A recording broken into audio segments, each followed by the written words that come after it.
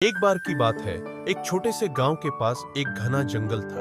उस जंगल के बीचों बीच एक पुराना और बहुत बड़ा पेड़ था। लोग कहते थे कि वह पेड़ जादुई है, लेकिन किसी ने कभी उसकी जादुई शक्ति को देखा नहीं था। बच्चे अक्सर उस पेड़ के पास खेलने जाते थे, लेकिन गांव के बड़े लोग उन्हें वहां जाने से मना करते थे। एक दिन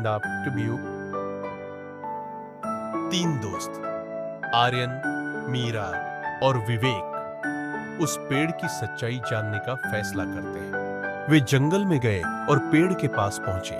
पेड़ बहुत ऊंचा और अजीब सा लग रहा था। उसकी शाखाएं आसमान तक फैली हुई थीं और पत्तों से हल्की सुनहरी रोशनी निकल रही थी। मीरा ने कहा। आर्यन ने पेड़ के तने को छूते हुए कहा, पता तो लगाना ही पड़ेगा।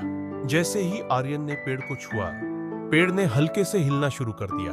अचानक पेड़ की एक बड़ी शाखा नीचे झुकी और उस पर एक दरवाजा दिखाई दिया। विवेक ने कहा, यह तो सच में जादुई है। तीनों दोस्त हिम्मत जुटाकर दरवाजा खोलते हैं। अंदर एक गुप्त रास्ता था जो नीचे जमीन के भीतर जा रहा था। उन्होंने रास्ते पर चलना शुरू किया। जैसे जैसे वे आगे बढ़ते गए, रास्ते में चमचमाते पत्थर, रंगीन पक्षी और उड़ते हुए तितलियां दिखने लगी।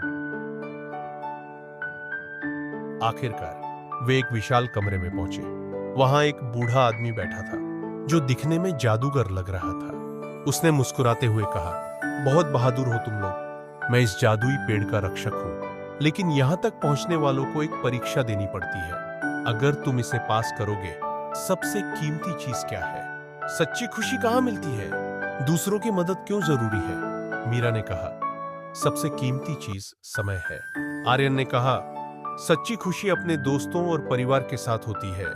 विवेक ने कहा, दूसरों की मदद करने से हमें असली संतोष मिलता है। जादूगर खुश हुआ और बोला,